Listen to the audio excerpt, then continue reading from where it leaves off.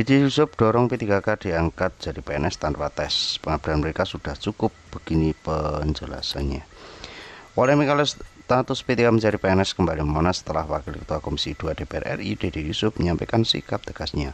Dalam beberapa pernyataan publik dan unggahan resmi partainya, Deddy menegaskan bahwa P3K layak diangkat menjadi PNS tanpa tes, terutama bagi mereka yang sudah mengabdi bertahun-tahun. Pernyataan langsung memicu diskusi nasional, terutama di tengah revisi UU ASN 2025 yang masih berjalan. Di saat pemerintah melalui Kementerian PAN-RB tampak berhati-hati dan cenderung mempertahankan mekanisme seleksi, sebagian anggota DPR justru mendorong jalur khusus bagi P3K. Deddy Yusuf, pengabdian P3K adalah bentuk seleksi itu sendiri. Deddy Yusuf menilai bahwa P3K, terutama guru, tenaga kesehatan, dan penyuluh, telah menunjukkan loyalitas dan kompetensi lewat pengabdian panjang mereka.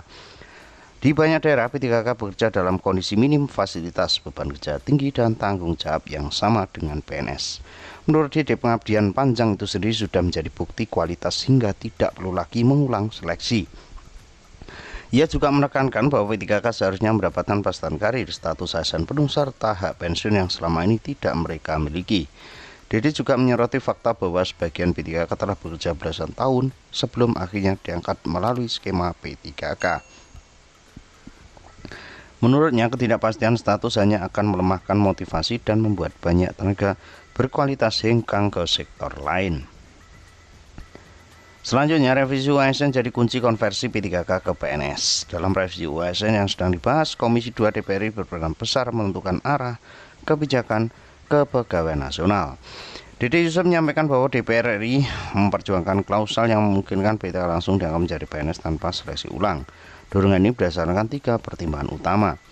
1. Kepastian karir dan stabilitas hidup. P3K tidak memiliki jaminan pensiun dan masih bergantung pada kontrak. Dengan status PNS, mereka dapat payung hukum lebih kuat.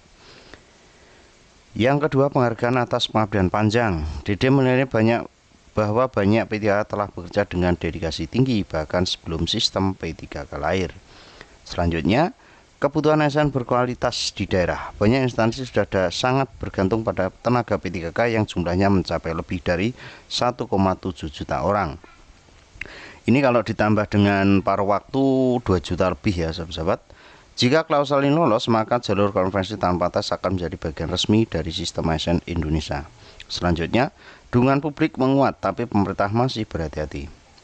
Ungkapan Deddy Yusuf mendapatkan respon besar dari publik, terutama komunitas P3K di daerah.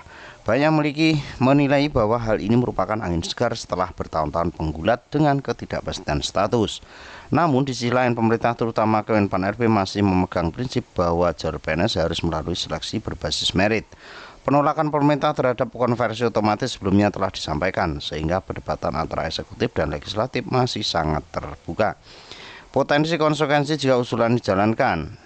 Jika P3K benar-benar dianggap menjadi PNS tanpa tes, terdapat beberapa konsekuensi besar. 1. Perubahan struktur ASN secara masif. 2. Penyusunan anggaran belanja pegawai. Yang ketiga, kemungkinan penurunan formasi CPNS baru dalam beberapa tahun. Yang keempat, potensi perubahan mekanisme rekrutmen nasional. Namun, bagi P3K, skema ini menjadi jalan paling cepat untuk menuju kepastian karir. Pernyataan Deddy Yusuf menambah dinamika besar dalam revisi UU ASN 2025. Selanjutnya, terkait dengan ini ya sahabat-sahabat, pernyataan Deddy Yusuf menambah dinamika. Dengan tegas mendukung konversi P3K menjadi PNS tanpa tes, Deddy membawa perspektif baru bahwa pengabdian panjang bisa dianggap sebagai bentuk seleksi natural. Meski aspirasi ini disambut positif oleh P3K, keputusan akhir tetap berada di tangan pemerintah dan DPR secara kolektif. Perdebatan masih berjalan dan nasib jutaan P3K ini bergantung pada hasil pembahasan UU ASN yang akan menentukan arah kebijakan ASN Indonesia ke depan. Jadi, terkait dengan keputusan ini pasti akan melibatkan DPR RI secara kolektif dan banyak yang sudah mendukung terkait dengan pelayanan status P3K menjadi PNS ini. Dan sedangkan pemerintah sendiri masih berhati-hati sampai hari ini, tinggal ketok palu untuk presiden sebetulnya sahabat-sahabat. Jadi mudah-mudahan untuk perjuangan dari sahabat-sahabat P3K menjadi PNS dan dukungan dari berbagai pihak mudah-mudahan segera terlaksana dan secepatnya bisa terlaksana ataupun digulirkan. Karena untuk sahabat-sahabat P3K yang sudah hampir usia pensiun atau bahkan yang sudah pensiun, kasihan tidak ada kejelasan untuk pensiunan. Mudah-mudahan informasi ini bisa bermanfaat. Terus pantau informasi terbaru hanya di kanal YouTube ini. See you next time.